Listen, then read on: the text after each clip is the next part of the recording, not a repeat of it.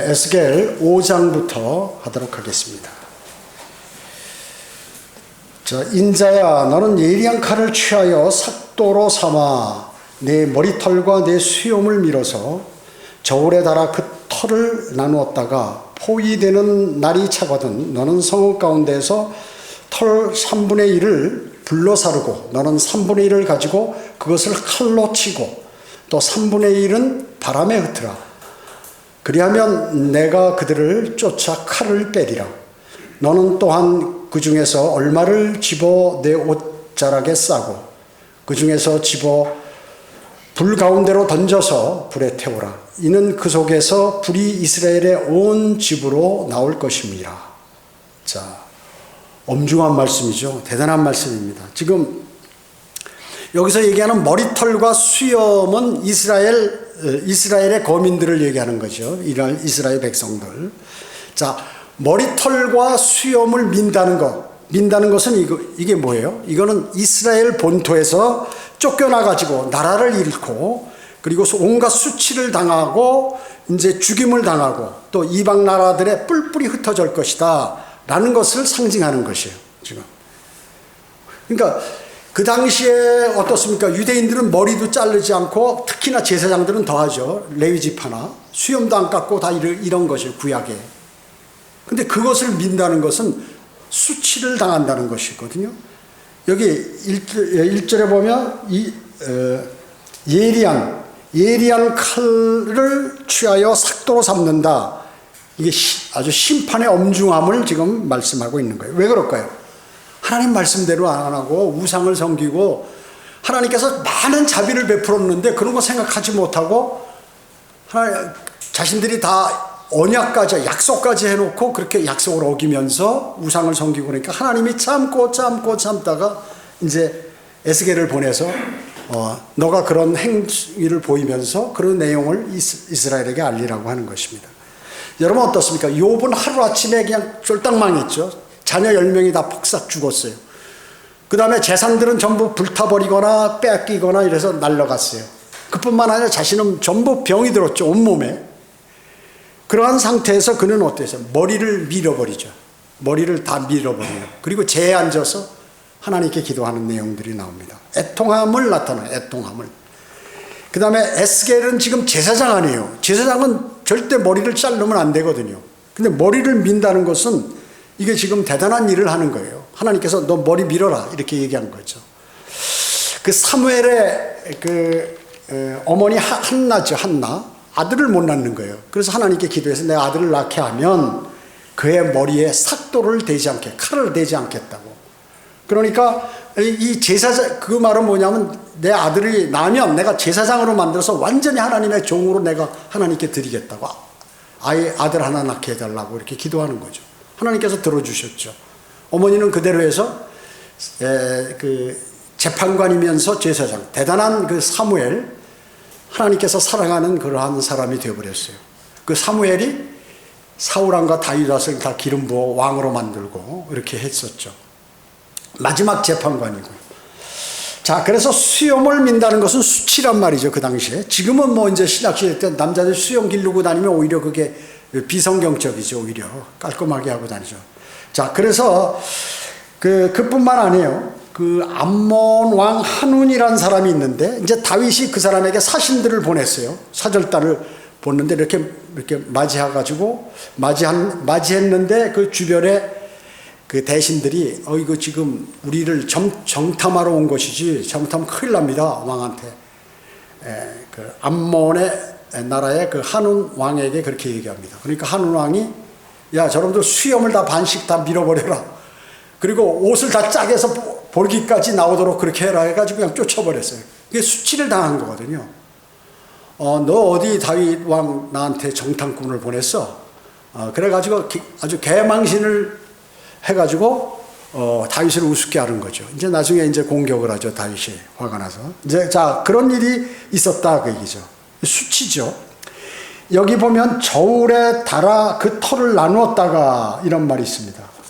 저울에 단다는 것은 그 수염이나 머리털을 저울에 단다는 것은 한 사람도 예외 없이 거기에 해당된다. 하나님 말씀에 엄중하게 지금 이렇게 말씀하는 거예요. 그래서 하나님의 공의가 미치지 않는 사람이 없을 것이다 라는 것을 말씀하고 있는 것입니다. 여기 2절에 보면 포위하는 날이 차거든 이런 말이 있어요. 그래서 그게 뭐냐면 390년 플러스 40년 즉 430년 동안 그런 거 다 끝나고 나면 또 이제 고난이 온다고 얘기죠. 이스라엘에게. 그래서 3분의 1은 어떻게 해요? 그 털의 3분의 1은 불살라 버려라. 이게 뭐예요? 전염병과 기근으로 사람들이 3분의 1이나 죽는다. 이스라엘 백성들. 그 전염병 걸리면 과거에 어떻게 했어요? 사람이고 뭐고 마을을 막고서 다 불살라서 죽이는 거죠. 불살라 죽이는 거예요.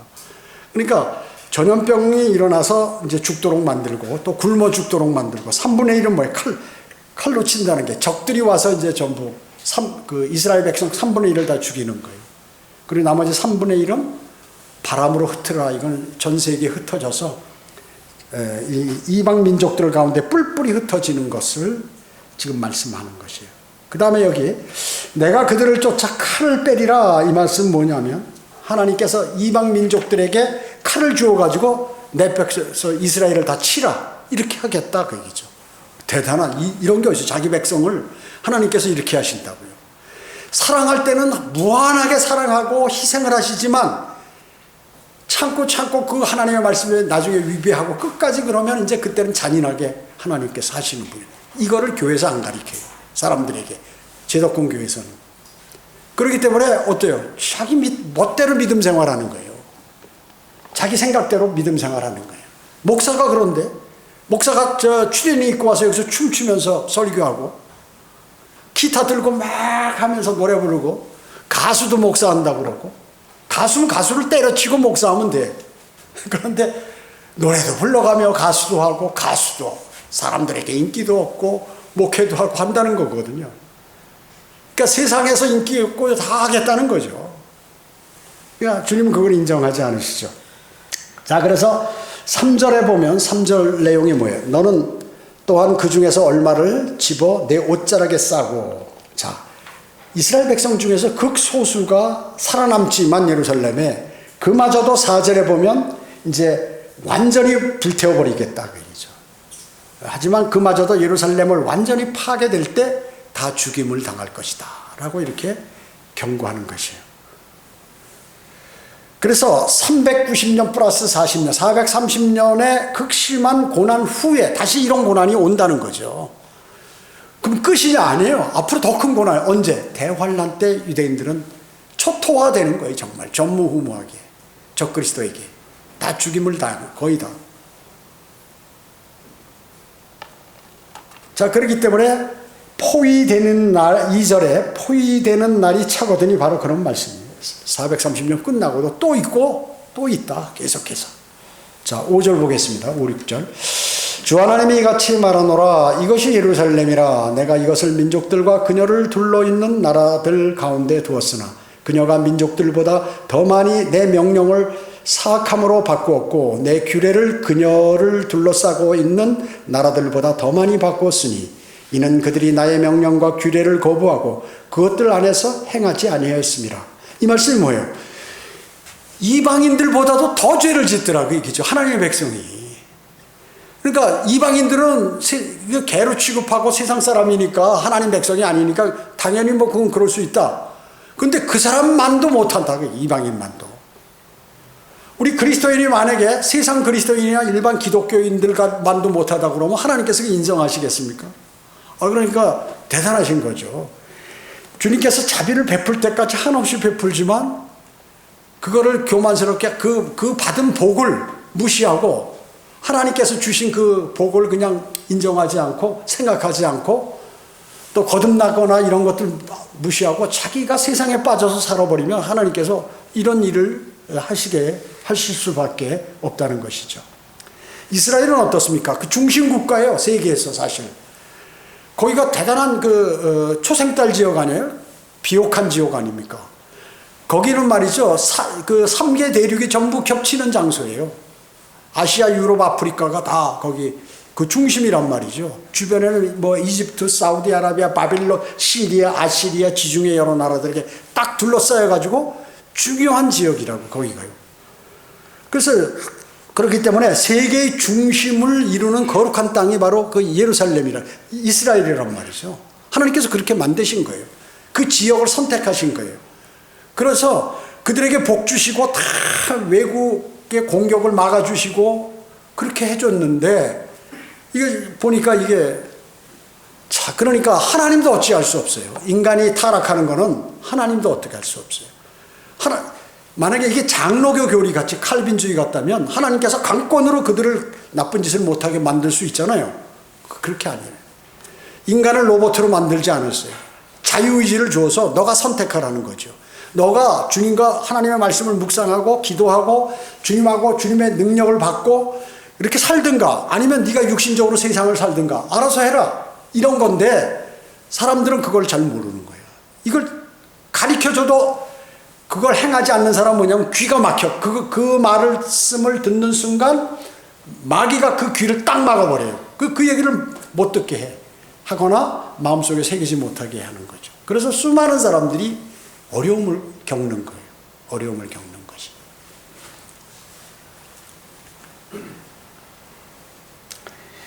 자, 그렇기 때문에 다른 민족들을 쫓아내시고 그 가나안 땅으로 인도하셔서 솔로몬 시대에는 아주 주변 나라들이 전부 그 이스라엘에게 조공을 바칠 정도로 부러워하고 위세를 떨치는 융성한 상업의 중심지였던 그 나라를 자기들이 다 쳐버리는 거예요. 복을 다 쳐버리는 거죠. 앞으로 주님께서 재림하셔서 천년왕국 시대가 되잖아요. 그러면 이제 이걸 약속대로, 주님의 약속대로 회복을 시켜주시는 거예요. 그래서 세계의 중심의 위치로 이스라엘이 다시 회복됩니다. 천년왕국 때는. 왜? 대환란 때 다 돌아서기 때문에. 하나님께서 이스라엘을 세계 중심이 되게 하셨지만 주변의 이방 민족들보다도 어떻게 해요? 더 많이 하나님의 명령과 규례를 지키지 않고 죄를 지었단 말이죠. 이것을 지금 여기서 징책하셔. 그러면 지금 에스겔이 나중에 가서 백성들에게 그 얘기를 하면 들어야 되는데 안 들어요. 그래도 안 듣는다고. 왜 그럴까요? 사탄의 역사로. 이미 마귀가 그들을 꽉 잡고 있기 때문에 아무리 얘기를 하고 권면을 해도 안 받아들이는 거예요. 그리스도인 또 성경대로 믿는 사람도 아무리 목사가 말씀으로 권면하고 해도 귀가 막기 때문에 마귀가 관장하면 안 들려. 그걸 그대로 행해. 그대로 행하다가 어떻게 해요? 그대로 가서 나중에 주님의 지인계를 받게 되죠. 그대로 가는 거예요. 그래서 양심이 살아있거나 주님을 두려워하거나 주님의 능력을 믿는 그 사람은 하나님의 말씀을 딱 들으면 다윗이나 뭐 이런 그 하나님을 사랑하던 그러한 사람, 사도 베드로나 이런 사람들처럼 확 돌아선다고요. 확 돌아서. 근데 그렇지 않은 사람은 어때요? 끝까지 가다가 유다 이스카리옷 같이 멸망하는 거예요. 물론 거기는 마귀라 그렇지만 수많은 사람들이 하나님의 그 선지자를 하나님께서는 바로 심판 안 하세요. 선지자를 보내고 또 보내고 재차 1차 2차 3차 하시다가 그런 것이에요. 우리 교회에서 추례할 때도 마찬가지예요. 그냥 한순간에 하는 게 아니에요. 몇 년간을 권면하고 하고 하다가 안 돼서 하는 거예요. 그렇게 해서 하는 거거든요. 자, 그러니까 주님께서는 이스라엘 백성들을 그렇게 위하고 그 약한 나라를 강성하게 만들었는데 그걸 모르고 정신없이 그냥 우상을 섬기고 이렇게 하는 것이죠. 자, 7절 보겠습니다. 그러므로 주 하나님이 이같이 말하노라. 너희가 너희를 둘러싸고 있는 민족들보다 더 번성한 고로 내 규례를 행하지 아니하고 내 명령도 지키지 아니하며 너희를 둘러싸고 있는 민족들의 공의에 따라 행하지도 아니하므로 주 하나님이 이같이 말하노라. 보라, 나 곧 내가 너를 대적하여 민족들의 목전에서 네 가운데에서 심판을 행하리라. 이렇게 말씀하셨습니다. 사람은 이런 게 있어요. 이제 부유해지고 먹고 사는데 문제가 안 되면, 그런 문제가 해결되면 하나님을 두려워하지 않게 되는 그러한 경향이 있어요. 사람에게는 누구나. 그런 어리석음을 범하는 것이 보통이에요, 사람들이. 그런데 그리스도인은 그러면 안 된다, 그얘기죠. 그런데 이스라엘이 바로 이랬단 말이죠. 번성해지고 옆에 있는 나라들이 전부 조공을 바칠 정도라고 부러워하고 막강한 강한 나라가 됐는데, 복을 받고 부유하게 됐는데, 그러니까 이제 흥청망청 이방 여인들하고 놀아나고 하나님의 명령을 거부하고 우상을에게 그 이방 여인들이 갖고 온 우상을 섬기고 이렇게 한단 말씀이죠. 그런 것이죠. 그렇기 때문에 모세의 노래도 보면 신명기 32장 15절에 모세가 이미 이런 걸 알기 때문에 모세가 노래를 하면서, 그러니까 시를 쓴 거죠. 사실은 찬양하면서 이스라엘 백성들에게 미리 경고를 한 거예요. 신명기 32장 15절에 보면 그러나 여수론이 살찌자 걷어찼다. 여수론이 뭐냐면 이스라엘을 여수론이라고 그래요. 그래서 모세를 여수론의 왕이라고 성경은 말씀하고 있어요. 그 당시 왕은 없었잖아요, 실제. 근데 성경에서 모세가 왕인 격이다, 그 얘기죠. 제사장이고 왕이고 뭐 다 한 거죠. 자, 그러니까 보세요. 그러자 내가 살찌고 내가 굵어지고 내가 기름으로 덮이니 그가 자기를 지으신 하나님을 버렸고 자기 구원의 반석을 가볍게 여겼도다. 예수 그리스도, 구원의 반석은 뭐예요? 예수 그리스도였죠. 예수 그리스도께서 창조 때도 있었고 구약 시대도 있었고 신약 시대도 계속 지금도 영원히 계시잖아요. 그러니까 구원의 반석을 너희를 다 구원시켰는데 그 우습게 봤다. 광야에서 목말라니까 모세 보고 바위를 치라고는 거기서 물이 나오는데 강물처럼 흐르도록 만들어서 한 200만 명이 그걸 다 먹었다고 얘기죠. 그 물을 사막의 광야에서. 그 반석은 예수 그리스도시니라 라고 고린도전서에 나오잖아요. 그렇게까지 했는데 하나님을 버리고 구원의 반석을 가볍게 여겼다고 이렇게 얘기하는 것입니다. 이것이 인간의 본성이에요. 성경대로 믿는 사람들 가운데 자신이 똑똑하다고 하는 사람들이 꼭 문제를 일으키는 거예요. 나는 성경을 모르고 나는 미물이고 주님께서 나의 구원을 이루어줬다고 생각하는 사람은 절대로 그런 일이 안 벌어지는데, 자신이 똑똑하겠다고 하는 사람들이 다 그런 거거든요. 윤경원이 같은 경우는 무슨 표준 킹제임스 성경이라고 또 자기가 만들어서 뚝딱 만들었죠. 여러분 성경 못 만들 줄 아세요? 이거 다 컴퓨터로 드래그해서 거기서 몇 개 고쳐가지고 이거 좋은 성경입니다. 난 게 한두 개가 아니에요. 흠정의 정동수 그랬죠. 옛날에 김포교회 지금 다니던 사람 가운데 영어 강사 있었어요. 그 사람도 나가가지고 성경 번역했어요. 또 이번에 윤경원이도 또 이렇게 했단 말씀이죠. 그러니까 그 인간의 본성이라는 것이 다 그래요. 어디서 인정받지 못하면 나 똑똑한데 왜 인정 안 해주지? 다른 사람이 왜 나 안 알아주지? 그러면 싹짝 나갔다가 그 일들을 수행하는 거예요. 그런 일들을.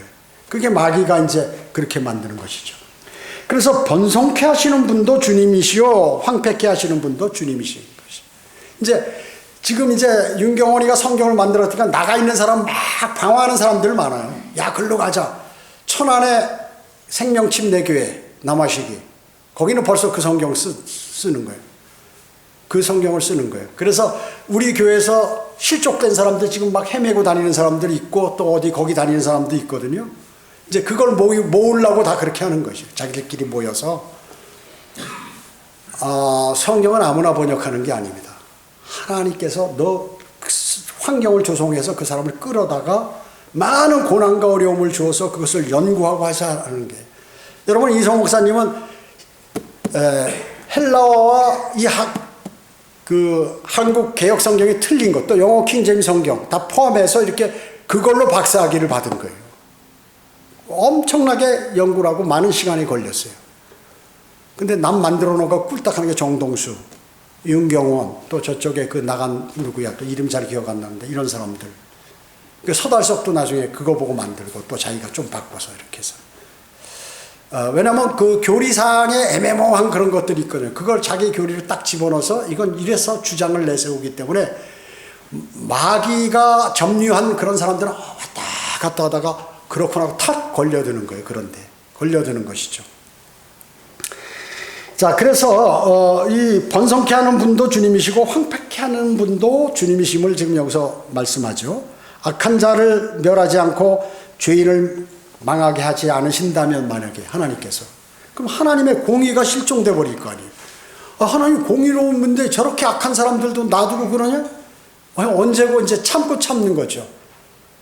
복음은 복음 전하는 건 전하는 거예요. 하나님께서. 그건 복음 전하는 것은 주님께서 누구라도 전하면 인정을 해요. 그거를. 그런데 잘못한 대가는 반드시 치른다는 것이죠. 여러분 다윗 용서했잖아 하나님께서. 그래도 그 죄에 대한 대가는 받았죠. 어마어마하게 고생했어요.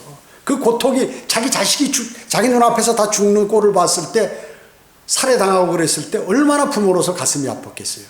자기가 죽는 것과 똑같아요. 자식이 그렇게 돼버리면. 더하죠. 자기가 죽는 것보다. 자식이 그렇게 죽는 꼴을 그 앞에서 비참하게 죽는 꼴을 보면 말이죠. 9절 보겠습니다. 내가 너의 모든 가증함 때문에 전에도 행하지 아니하였고 앞으로도 더 이상 행하지 아니할 그 같은 일을 내 안에서 행하리라. 그리하여 내 가운데서 아비들이 그 아들을 먹고 아들들이 그들의 아비를 먹이리니 그리하면 내가 내 안에서 심판을 행하여 내가 너의 모든 남은 자를 사면에 흩으리라. 어떻게 하나님께서 이렇게 잔인하게 하실 수 있을까? 하나님께서 이스라엘에게 내리실 그 가혹한 심판이 너무나 가혹하기 때문에 정말로 너희가 참기 어려울 것이다. 여러분, 이스라엘 민족은 어떤 사람들이에요? 이스라엘. 성경이 어디부터 나왔어요? 이스라엘, 이 지금 성경의 저자는 성령 하나님이지만 성령 하나님께서 지시해서 기록한 사람들은 전부 유대인이에요. 100% 유대인이에요. 성경 66권 기록한 사람들이에요. 성경이 어디서 나왔어요? 유대인에게 나왔다. 유대인에게. 하나님의 말씀. 메시아 예수 그리스도, 주 예수 그리스도가 어디로부터 나왔어요? 유대인으로부터 나왔다. 그렇죠. 구원은 어디로부터 왔나요? 유대인에게서 나왔다. 그렇죠. 복음이 거기서부터 시작이 된 거예요. 대단한 특권을 하나님께서 주신 거예요. 하나님의 말씀도 맡기고 거기에 메시아도 글로 보내주고 그 다음에 모든 것들을 전부 할 수 있도록 구원도 거기서 전 세계 이방인들이 구원받을 수 있는 그러한 시발점을 유대인들에게 줘서 특권을 주었단 말이죠. 근데 그렇게 그걸 다 걷어차 버리니까 하나님께서 너무나 가슴이 아픈 거죠. 자기가 심판하면서도 가슴이 아픈 거예요. 가슴이 아픈 것이. 하나님께로부터 엄청난 특권을 받았죠. 그런 하나님을 거역하고 모욕했을 때 받는 징벌은 너무나 가혹할 수밖에 없어요. 예. 그래서 지금이 아니라 이제 대환란 때는 더 가혹하다고 얘기죠. 그래서 수많은 사람들이 여기서 성경을 공부하고 신학원도 다니고 뭐 좀 알면 말이죠. 내면이 교만한 사람이 있어요. 마음이 교만한 사람. 겉으로는 교만한, 마음이 교만한 사람이 있는데 그 사람을 마귀가 딱 공격을 하는 거예요. 그럼 그 사람을 쓰는 거지, 마귀가요. 그래서 많은 사람을 쓰러뜨리게 만드는 거예요. 그리고 많은 사람을 멸망으로 향하게 말고 잘못된 믿음 생활을 하도록 만드는 거예요. 지역교회라는 게 어떻게 형성이 되나요? 하나님께서 그 주 예수 그리스도께서 환경을 조성해서 거기 믿는 사람들을 모이게 해서 자연적으로 이렇게 해서 또 하나님께 훈련받은 사람이 가서 보내가지고 이렇게 해서 만들도록 돼 있는데 딱 나가서 그래? 사람들 모여라! 그래가지고 여기서 쓰러지고 저기서 쓰러진 사람 모아서 교회 만들고 그 하나님께서 교회로 보시겠어요? 그러면 현재 있는 지역교회는 다 그건 뭐예요? 하나님께 저주받은 교회인가? 하나님께서 지역교회를 야 너 나눠서 이렇게 해라 하겠어요? 그런 일들을 수행하는 걸 이 성경을 진정하게 모른다 그 얘기죠. 성경을 모르니까 그 짓을 하는 거예요. 차라리 혼자 나가서 믿음 생활하는 게 훨씬 더 낫지. 그러면 그런 죄는 안 지을 거 아니에요. 제가 여러 차례 경고했거든요. 들어도 제 설교를 듣고 이런 사람들 엄청 많아요. 제가 BBC 아인타드도 그랬고 경고했고 그 다음에 수차례 경고했어요. 수많은 사람들이 쓰러졌어요. 그 일로 인해. 그 쓰러져도 그걸 지금 여러분 어떻습니까? 화산이 폭발하고 용암이 흘러나와도 안에 불덩어리에 내가 들어간다는 사실을 몰라요. 하나님께서 그거를 그렇게 알려주셔도. 유대인도 마찬가지예요. 왜 이렇게 지금 이렇게 포로가 됐어요? 바빌론에게. 참고 참도 안 되니까 강대국을 불러들여가지고 말이죠. 다 칼로 쳐서 비참하게 만들잖아요. 전쟁이 나는 비참한 거는 상상을 초월해요. 전쟁이 나면 상상을 초월하는 거예요. 인간이 아니야 짐승만도 못해. 전쟁이 나면 사람의 삶이라는 게 여러분 아세요? 여러분 6.25 뭐 여기서 겪은 분들 별로 없겠죠. 저도 6.25 때 6.25 전쟁 기간에 태어났으니까 단 한 가지 이제 어렸을 때 피난단에서 내가 제주도까지 갔다 오고 어렸을 때 하고 뭐 이렇게 서울에 살다가 부산으로 갔다가 부산 점령 나간다니까 미군 LS 타고 저 제주도까지 갔다가 제주도에서 다시 부산 와서 대전 와서 살다가 충주 와서 살다가 다시 서울로 가. 그래서 내가 올라오면서 대전에서 출생을 해가지고 서울로 올라가서 살았는데요. 그 비참한 거는 이루 말할 수 없어요. 어릴 때 보면 저는 직접 전쟁은 겪진 않았지만 바로 그 세대이기 때문에 어렸을 때 많은 사람들이 서울 사람들도 진짜 이건 지금 노숙자만도 못해 삶이라는 게. 청계천 판자촌 이런 데 가보면 이게 사람의 삶이 아니에요. 짐승만도 못해 삶이. 전쟁을 하니까 사람 사는 게 매일 굶어서 밥 없어서 물로 배 채우고 말이죠. 이렇게 삽니다. 자, 그렇기 때문에 이제 이런 일들이 벌어진다 그 얘기죠. 여기 10절은 전쟁이 나니까 이제 포위가 되니까 사마리아에게 그들이 어떻게 했어요? 자기가 낳은 아이들, 오늘은 우리 아이 잡아먹고 내일은 너희 아이 잡아먹자. 그리고 아들들이나 이렇게 부모가 늙어가지고 죽어가면 자식들이 부모를 잡아먹는. 그게 이제 대환란 때 그런 일들이 벌어지는 거예요. 너무 배고프니까 죽지 않으려고.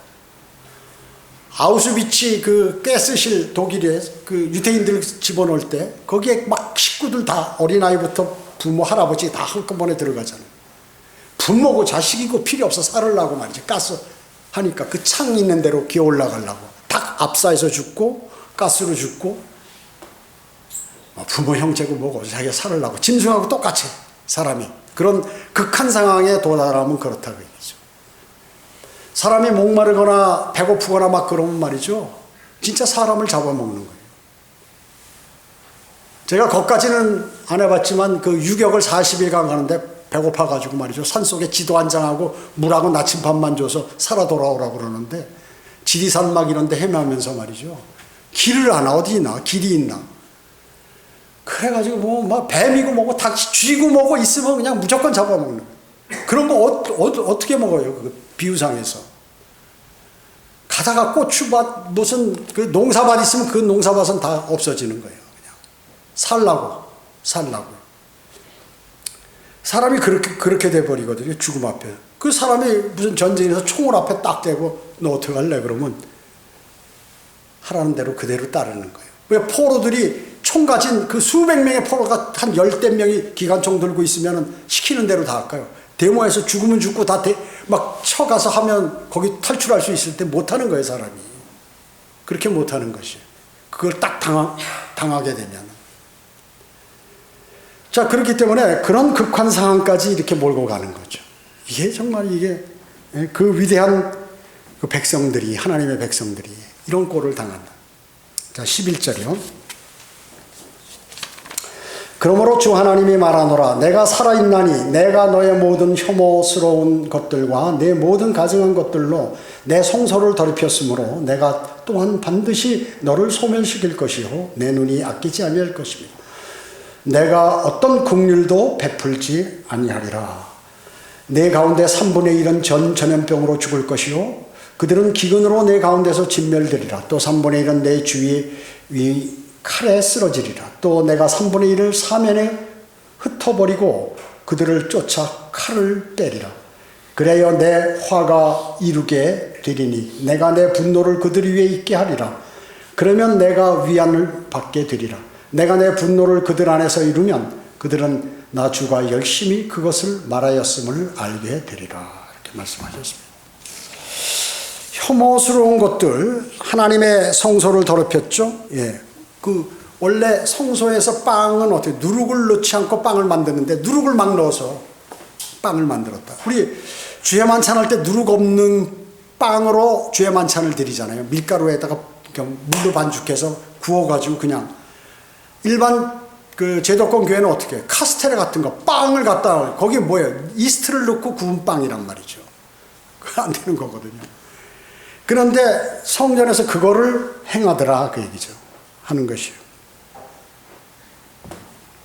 3분의 1은 전염병 죽고 3분의 1은 칼에 쓰러지고 사면에 3분의 1 흩어지고 내 분노를 그들 위에 있게 하리라 이렇게 말씀하고 있습니다. 14절 보겠습니다. 또 내가 너를 황폐하게 만들고 너를 둘러싸고 있는 민족들 가운데서 지나가는 모든 사람들의 목전에 비방거리가 되게 하리라. 그리하여 내가 성냄과 분노와 열화 같은 책망으로 내게 심판을 행하면 그것이 너를 둘러싸고 있는 민족들에게 질책과 조롱과 교훈과 놀라움이 되리라. 하나님께서 왜 이런 걸 하시는 거예요? 주변에 있는 나라들, 세상 모든 사람들 들으라, 알라, 이것을 하기 위해서 이스라엘을 심판하시는 거거든요. 실제로 이스라엘은 지난 2000년간 모든 민족들 가운데서 저주와 놀램과 경멸과 모욕의 대상이 되었다고 에레미야 29장 19절에서 말씀하고 있는 것이에요. 2차 세전 때 더 이루 말할 것도 없이 유대인들이 저주와 논란과 경멸과 모욕을 당했죠. 유대인들 가스실에 600만 명이나 들어가서 싹 집단적으로, 아무리 전쟁도 그런 전쟁은 없잖아요. 어떻게 한 짧은 기간 동안 600만 명이 몰아쳐서 한 민족을 그렇게 만드냐 그 얘기죠. 600만 명. 청주시 인구가 몇 명이에요? 80만 명이에요. 전체 청원군까지 합해서 다 80만 명. 600만. 어마어마해요. 어마어마해요. 시체를 어디다 버렸겠어요? 쌓을 데가 없어 시체를요. 대환란 때 2억의 군대가 암흑에 떨어서 초토화되면 어떻게 될까요? 시체를 키우는데 말이죠. 7개월이나 걸린다고 얘기죠. 그 무기를 갖고 무기를 태운 7년이나 걸려요. 어마어마하잖아요. 이스라엘은 BC 606년부터 그들이 독립하는 1948년도까지 근 2500년간 말이죠. 초토화돼 버린 거죠. 세계에 뿔뿔이 흩어져서 경멸과 저주와 모욕을 당했어요. 모욕을 당했습니다. 근데 이제 더 큰 모욕이 곧 있을 대환란이다. 왜? 예수 그리스도를 영접하는데 안 하는 거예요. 그들이.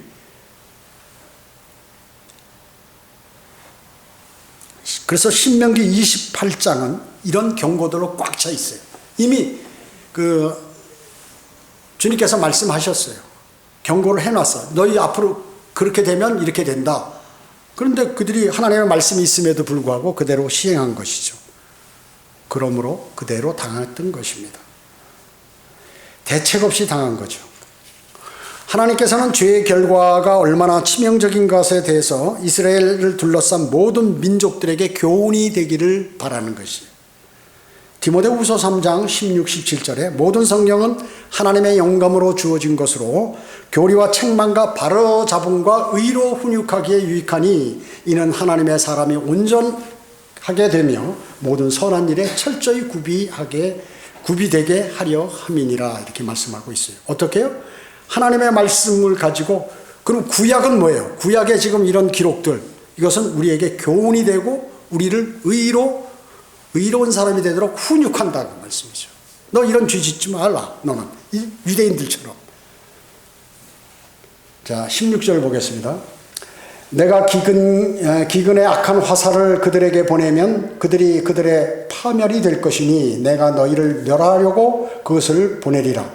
또 내가 너희에게 기근을 늘려서 너희의 식량봉을 꺾으리라. 그래야 내가 너희에게 기근과 악한 짐승을 보내리니 그리하면 그것들이 너를 앗아갈 것이요 전염병과 피가 너를 지나가리니 내가 칼을 내 위에 가져오리라. 나 주가 그것을 말하였느니라.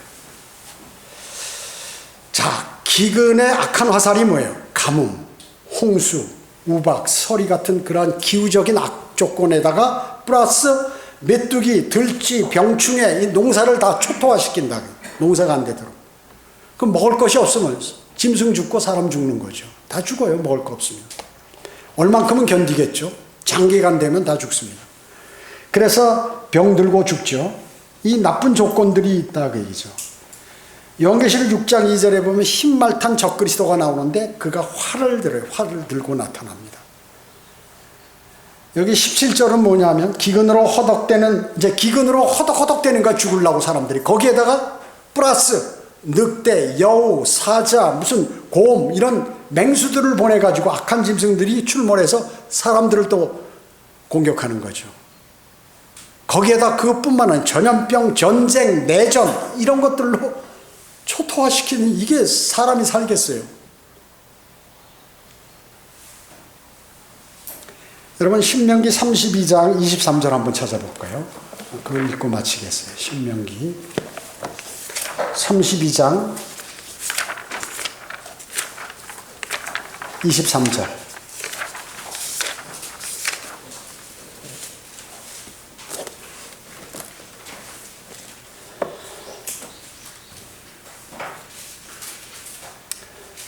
내가 그들을 위해 재앙을 쌓고 내가 그들에게 내 화살들을 보내리라. 그들은 굶주림으로 불탈 것이며 불타는 열기와 혹독한 멸망으로 삼켜지리니 내가 또한 짐승들의 이빨과 티끌 속의 뱀들의 독을 그들에게 보내리라. 밖으로는 칼이 안으로는 공포가 젊은이와 처녀를 멸할 것이요 백발노인과 더불어 젖먹이도 그리하리라. 모두 늙던 젊던 전부 그렇게 하시겠다. 내가 말하기를 내가 그들을 사방에 흩어서 그들의 기억을 인간에게 끊어지게 하리라 하였으나 이렇게 말씀하세요. 이 신명기 이 앞에서 다 경고하셨거든요. 하나님 너희 앞으로 이런 행동하면 이렇게 된다. 근데 그거를 잃어버리고 우상을 섬기고 하나님의 말씀을 거부하고 하나님께서 베풀어 주신 은혜를 기억하지 못하고 살다가 그것을 다 당하는 거예요. 이스라엘이. 이 구약은 어떻게 우리에게 교훈을 주는 거죠. 그리스도인이 거듭났으면 어마어마한 은혜를 받은 거예요. 이미 영원한 생명을 얻었을 뿐만 아니라 새 예루살렘에 영원히 살 수 있는 맨션이 있고 집이 있고 그리고 천년왕국에서 또 통치하면서 살 수 있는 특권을 다 허락하셨거든요. 그 외에도 어마어마하게 많죠. 매일 생애 필요, 기도하면은 응답을 받고 말이죠. 또 내가 어려울 때 주님께서 나를 보호하시고 말이죠. 이런 것들이 있어야 되는데 믿음이 없으면 조금 어려움이 오면 그냥 실족해버리고 누가 옆에서 이상한 얘기하고 그러면 그냥 거기서 껄끄덕 넘어가고 이래버린다 그 얘기죠. 그게 뭘까요? 믿음의 기초가 단단하지 못해서 그래요. 또 주님의 말씀을 신뢰하지 못함으로 그런 일들이 벌어지게 됩니다.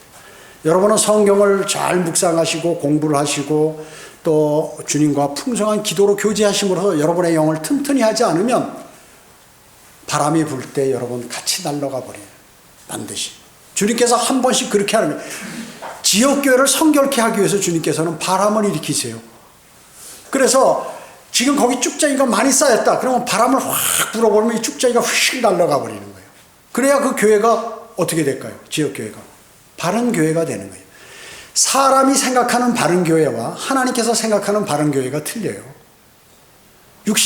그러니까 육신적인 안목을 내가 갖고 있거나 내가 육신적인 삶을 살고 있거나 자신이 주님을 신뢰하지 않는 삶을 살게 되면 무슨 다른 사람은 이게 백이라고 그러는데 난 흙으로 보이고 나는 이 사람이 좋은데 이 사람은 악한 사람으로 보이는 거예요. 그 악한 사람이 나를 대적한다 라고 그렇게 생각하는 것이에요. 그렇기 때문에 모든 원인은 자신에게 있다. 자신이 영적으로 강성하고 주님하고 교제가 되면 주님께서 그런 걸 다 제거해 주시는데 자기가 육신적으로 그걸 제거하려고 하다 보니까 걸려든다. 누가 나한테 잘못해요. 나를 나쁘게 만들고 나에게 상처를 주고 그런 사람이 있어요. 근데 그거를 내가 해결하려고 해. 그러면 그건 마귀에게 걸려드는 거예요. 주님께서 해결해 주셔야 돼요. 주님께서 해결해 주셔야 돼요. 그 방법을 모르는 사람들이 마귀에게 걸려들어서 실족하는 것이에요. 하나님께서는 또 그렇게 하기도 하는 것이에요. 사람을 써서. 그 사실을 우리 이거 보세요. 유대인들이 죄를 지면 어떻게 해요? 외부에서 악한 사람을 악한 힘이 강한 나라들을 줘서 이스라엘을 심판하시는 것이죠. 그런 원리를 모르기 때문에 그냥 당하는 거예요. 그렇기 때문에 가장 좋은 방법은 내가 믿음을 견고히 해서 주님하고 풍성한 교제를 나누고 매일 마음이 빛으로 꽉 차 있으면 그런 것들이 하나도 보이질 않아. 그리고 능히 나가는 것이에요. 그런 그리스도인이 되기를 주님은 원하시는 것입니다. 기도하겠습니다. 주님 감사합니다. 저희들 마음속에 풍성한 마음을 주시고 주님께서 주시는 그러한 사랑이 가득해서 빛의 직분을 감당하고 늘 빛을 발산하고 빛 가운데 거주하는 그러한 그리스도인의 삶으로 저희를 인도해 주시기 원합니다. 은혜 감사드리오며 다시 오셔서 저희를 데려가실 주 예수 그리스도의 이름으로 기도드립니다. 아멘.